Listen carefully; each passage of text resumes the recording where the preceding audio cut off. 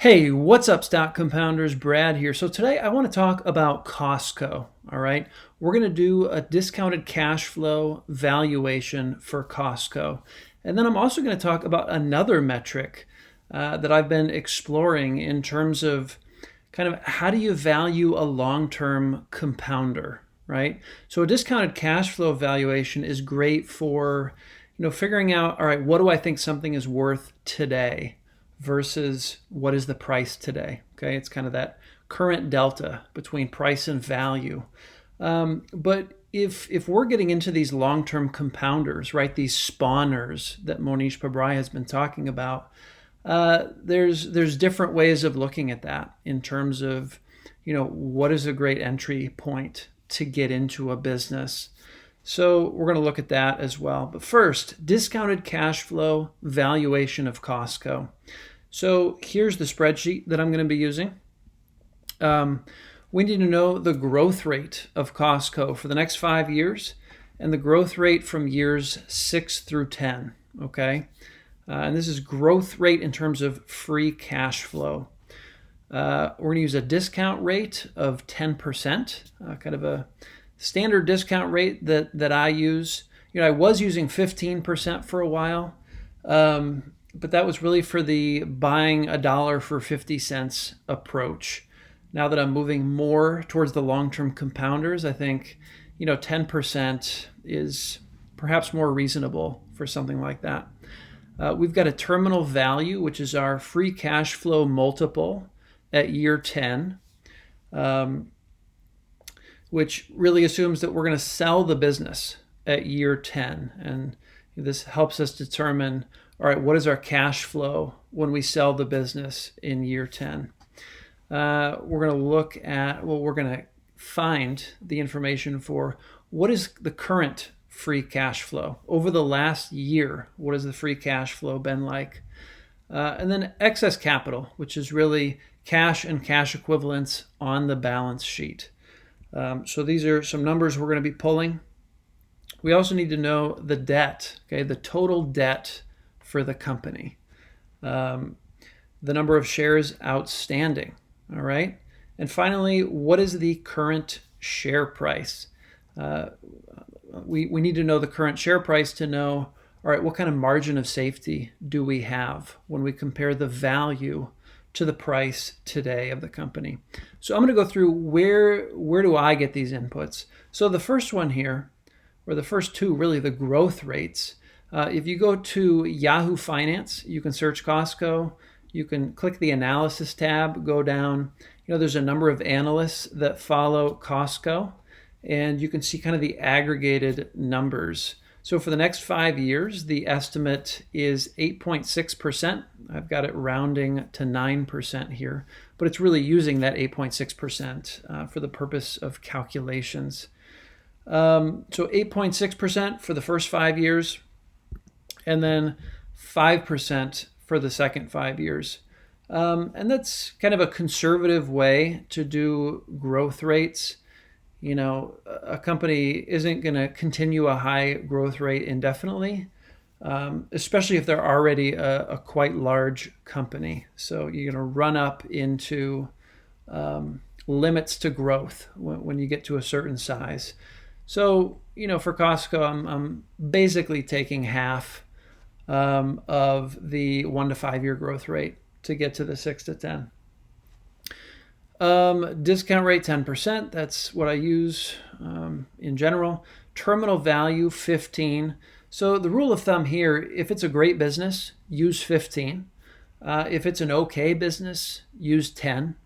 Costco is a great business in my mind, so I am using a terminal value multiple of 15. Year 1 free cash flow. So I got this number from Morningstar, okay? And let's do that real quick just so you guys can see where I'm getting some of these numbers. Morningstar. I swear I have fast internet. I don't know why it's pretending to be slow here. Okay, we're going to search this little magnifying glass. Cost We're going to click on Costco that drops down. And then we're going to click on Financials. Okay, I'm going to give it a second to load because this menu pops around sometimes as it's loading. So we're going to click on, really, I know you're faster than this. Financials. See, it's a 138 billion market cap company, so definitely no slouch in terms of size. So financials open up here. We're going to scroll down. You can see there's kind of a snapshot of the income statement, the balance sheet, and the cash flow statement. Now we're going to look at 2020 cash flows. Okay, free cash flow 6.05 billion. That's the number we're going to use, 6.051. The last one, excess cash. We're just going to look at the balance sheet. And we see cash of 14.42. All right, this is the most current number from Costco, 14.42. So we're going to plug that in here. That's going to automatically get transported here. Then we need the debt. Okay, now the debt I actually pulled from Value Line. If you guys have access to Value Line, it's a fantastic service. Definitely, make full use of it. If you don't, I got access through the Fairfax County Public Library in Virginia. I have a non-resident membership, which is like $30 a year. And through their kind of online library website, I can access Value Line and pull these phenomenal one-page summaries of businesses like Costco. So there's a nice little section here with the debt. Total debt, $7.625 billion as of October 31st, 2020. So that's the number we're going to use for debt, 7.625. So what this is running here is, first, it's using this base rate free cash flow and projecting it forward 9% for the first 5 years and then 5% for the second 5 years. And then I'm going to, this is the terminal value, all right, which is the year 10 free cash flow times 15. That's simply what that is. Now, for present value, we've got to discount those free cash flows back to today. So for this first one, we're going to discount by 10%, okay, for 1 year. Very simple discount. Just dividing by, what are we doing? 0.9, okay? And you can see the formula here. Now, for these years 2 through 10, we're going to discount at 10% over multiple years, right? 2 years, 3 years, 4 years. So you can see, because we're using a discount rate of 10, which is higher than our growth rates, we're actually going to reduce over time in terms of the present value. But we sum all of these up, we get a $62 billion, no, that's not summed, that's the terminal value. We sum them all up, we get 112 billion for the present value of the future cash flows of Costco. 112 billion, we're going to add the cash and subtract the debt to get the value of equity, all right? This is kind of the value from a shareholder perspective, 119 billion. We need to divide that by the number of shares outstanding, which the most current number is 443 million shares outstanding. So we get a value per share of $268 for Costco. Now the current price is $311. So, if we were to buy at today's prices, assuming we've done great valuation work here, we'd be paying a 16% premium to own Costco, to buy Costco. So, I like to see, for a great long-term compounder like Costco, I want to see fair value, ideally a little bit less than fair value, some kind of margin of safety in terms of the present value as compared to price. But that's what I came up with for my discounted cash flow valuation for Costco. Now I want to introduce kind of another way of looking at Costco as a long-term compounder.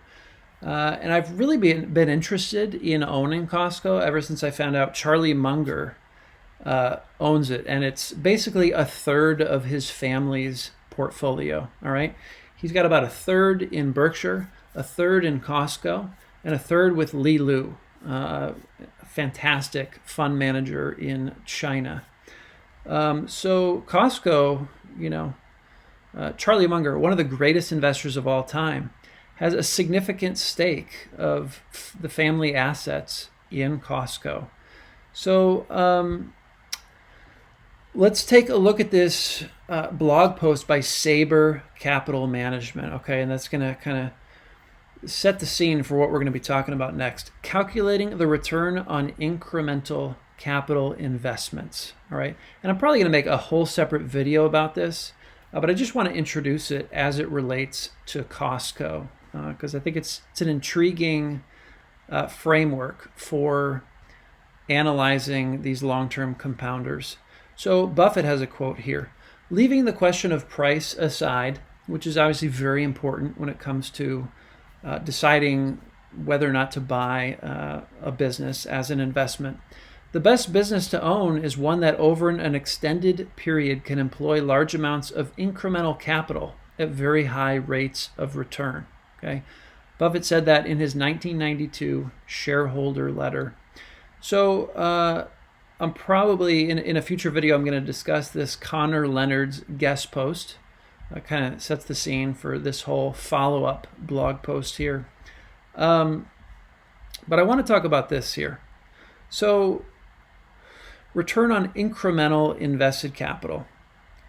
However precisely we measure return on invested capital, it usually only tells us the rate of return the company is generating on capital that has already been invested, right? Sometimes many years ago.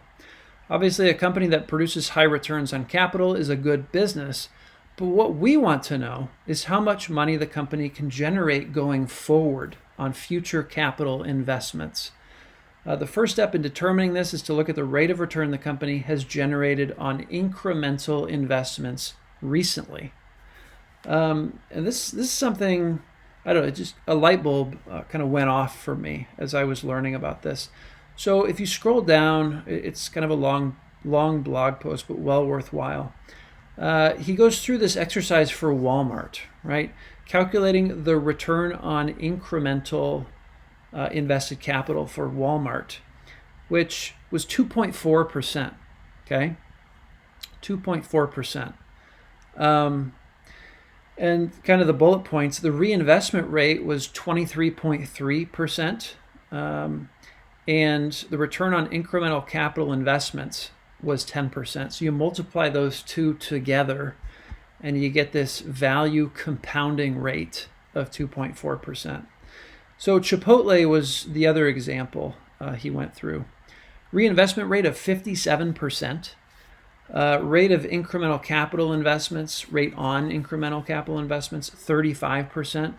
And when you combine those two, you get a 20% value compounding rate for Chipotle. Now, this post came out like 5 years ago, so it's not up to date or anything like that. But I decided to go through this exercise for Costco. So that's on the next tab here, return on incremental invested capital. So you can see the number of stores for the last kind of 10 years. Costco, 592 stores in 2011, 795 stores last year. So the approach here is to look at net income in 2011, net income in 2020. What was the change in net income? Okay. Next step, we want to look at the total capital invested and the change in total capital invested. Okay. When we compare the change of total capital invested to the change in net income, we can calculate this the rate on incremental capital investments. Okay, that's just the change in net income divided by the change in total capital invested. And then we can look at the reinvestment rate, which is B12 divided by B11. So this cumulative 9-year earnings, okay? You're basically taking the net income and you're summing them for those last 9 years between 2012 and 2020. And then you're dividing that by total capital. No, you're taking, that's not right. It should be, yeah, B12. Oh, B13 over B12. Okay. So the incremental capital invested divided by those cumulative 9-year earnings. And that gives us the reinvestment rate. Okay. So you've got all these 9 years of earnings. How much of those earnings were reinvested into the business? Okay. That was this number. So we've got a 31% reinvestment rate. A return on incremental capital investments is just this change in net income divided by change in total capital invested. And then you multiply those two, you get the value compounding rate for Costco. So I came up with 11% based on the incremental invested capital over the last 10 years, not considering capital that was invested prior to the last 10 years. So, this is something I'm really still trying to wrap my head around, but I can see a lot of promise in using this kind of framework to determine, to compare spawners, right? To compare long-term compounders by looking at the incremental invested capital, the return on that. So I just wanted to kind of introduce this new framework that I'm kind of grappling with for the spawners, for the long-term compounders. I still think price matters, but it doesn't matter nearly as much as if you're trying to buy $1 for 50 cents. If you're trying to buy $1 for 50 cents, price is everything, okay? Because you're really just looking at price compared to value in real time. You're not looking at price compared to value over the next decade, 2-3 decades. So, it's something I'm trying to learn more about, and just wanted to introduce it. Like I said, I'm sure I'll make a follow-up video on it. But if we want to look at return on invested capital for Costco, this is median return on invested capital. I just posted this on my YouTube channel today. I mean, look at that return on invested capital. Costco is just trucking along. In 2001, it was 11-12%. And look at how steady this climb is up to today at like 25-26%. Just clearly an incredible business. So that's what we're getting into today. Let me know what you guys think of Costco. If it's on your wish list, if so, what price are you looking to get into Costco at? I'm not quite there yet with Costco at $311 as of today, but I'm trying to work out, okay, what is my entry point for this fantastic business? It's one of the few businesses that I have a subscription to. I have a membership to this business. I pay them money year after year, regardless of whether I shop there or not. So, and of course I do shop there. But there really aren't that many businesses that I pay annually, consistently over many years. So compelling recurring revenue business model there. Clearly a low-cost producer. So anyway, guys, let me know what you think. And with that, I will see you all in the next video. Take care.